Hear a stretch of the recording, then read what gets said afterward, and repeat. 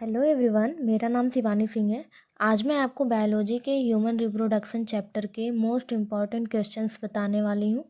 इससे पहले भी मैं कुछ इम्पॉर्टेंट क्वेश्चंस करा चुकी हूँ, आप चैनल पे चेक कर लेना। चैनल पे आप नए हैं तो चैनल को सब्सक्राइब करें। और हमने एक व्हाट्सएप ग्रुप बना रखा है, उसमें ज्वाइन होना चाहते हो तो लिंक डिस्क्रिप्सन बॉक्स में मिल जाएगा। उससे आपको डाउट्स और क्वेरीज सॉल्व हो जाएंगे। तो चलिए स्टार्ट करते हैं आज के questions. Prostate glands are located below. इस क्वेश्चन में हमसे पूछा गया है प्रोस्टेट ग्लैंड कहाँ लोकेटेड होती है। जो प्रोस्टेट ग्लैंड होती है वो मेल रिप्रोडक्टिव सिस्टम का एक इम्पॉर्टेंट पार्ट है, जो सेमन प्रोडक्शन के लिए रिस्पॉन्सिबल होती है। ये ग्लैंड यूरिनरी ट्रैक्ट यानी मूत्र पथ के आगे होता है और सेमिनल वेसिकल्स और वास डिफरेंस के साथ मिलकर इजाकुलेटरी डक्ट बनाते हैं। तो इसका राइट ऑप्शन होगा option b, seminal vesicles. Next question. The function of the secretion of prostate gland is to।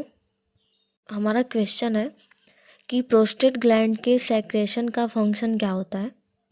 Prostate gland के सेक्रेशन सेमन में मिलते हैं और इसमें स्पर्म को सपोर्ट करने के लिए बहुत सारी चीज़ें होती हैं, जैसे कि फ्रक्टोज, एंजाइम्स और विटामिन्स। प्रोस्टेट ग्लैंड के सेक्रेशन का एक और इम्पॉर्टेंट फंक्शन है कि ये सेमन को थोड़ा एल्केलाइन यानी क्षारीय बनाता है, जिससे स्पर्म को एसिडिक इन्वायरमेंट से बचाकर उनकी मोटिलिटी और विएबिलिटी को इम्प्रूव करता है।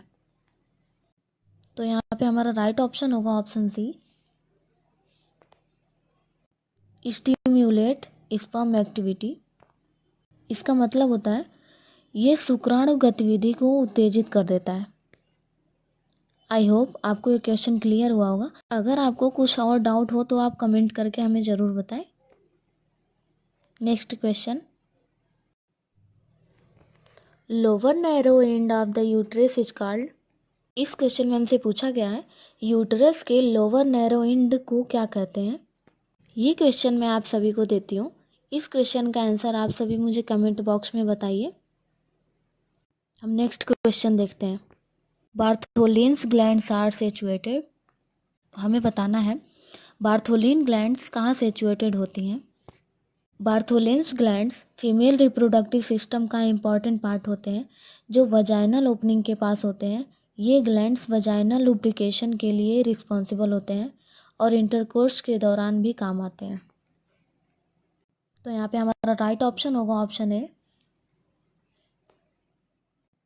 On the other side of vagina in humans. In humans adult females oxytocin. हमारा क्वेश्चन है ह्यूमंस में एडल्ट फीमेल्स में ऑक्सीटोसिन का क्या रोल होता है।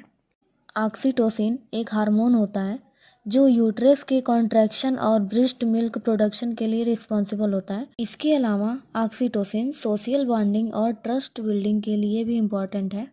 ऑक्सीटोसिन यूट्रस के कॉन्ट्रैक्शन के लिए रिस्पॉन्सिबल होता है। पार्ट्यूरेशन के दौरान ये कॉन्ट्रैक्शंस और स्ट्रांग हो जाते हैं, जिससे डिलीवरी पॉसिबल हो सके। तो इसका करेक्ट ऑप्शन होगा option b, causes strong uterine contractions during parturition.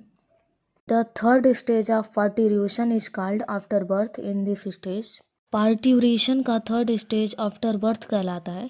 इस स्टेज में क्या होता है? पार्ट्यूरेशन का थर्ड स्टेज आफ्टर बर्थ कहलाता है। इस स्टेज में प्लेसेंटा और उम्बिलिकल कॉर्ड डिलीवर होते हैं। ये स्टेज यूजली 5 to 30 मिनट्स तक का होता है और इसके बाद ब्लीडिंग और इन्फेक्शन के रिस्क को कम करने के लिए डॉक्टर पोस्टमार्टम केयर प्रोवाइड करते हैं। तो इसका करेक्ट ऑप्शन होगा option D. Next question. After birth colostrum is released from mammary glands which is rich in. Question है आफ्टर बर्थ मेमरी ग्लैंड से कोलेस्ट्रॉम रिलीज होता है, जो किस चीज़ में रिच होता है बताना है हमें। कोलेस्ट्रॉम एक येलोविश थिक लिक्विड होता है जो न्यू बॉर्न बेबीज को प्रोवाइड किया जाता है। ये मिल्क से पहले रिलीज होता है और बहुत सारे न्यूट्रिएंट्स और एंटीबॉडीज से भरा होता है। कोलेस्ट्रॉम में प्रोटीन, कार्बोहाइड्रेट्स और फैट्स के अलावा भी बहुत सारी चीज़ें होती हैं, जैसे कि vitamin A, vitamin E, zinc और आयरन। ये न्यू बॉर्न बेबीज को इम्यून सिस्टम को बूस्ट करता है और उन्हें इन्फेक्शन से प्रोटेक्ट करता है। हमारा करेक्ट ऑप्शन होगा option c, proteins, antibodies and low in fat. Next question, spot the odd one out from the following structures with reference to the male reproductive system। Male reproductive system से related structure में से odd one कौन सा है हमें बताना है। Odd one out का मतलब बाकी स्ट्रक्चर से डिफरेंट या अलग होना। हमारा ऑड वन स्ट्रक्चर जो होगा वो होगा isthmus, option D. I hope आपको सभी क्वेश्चंस अच्छे लगे होंगे। अगर आपको क्वेश्चंस अच्छे लगे तो वीडियो को लाइक करें। Thank you, have a nice day.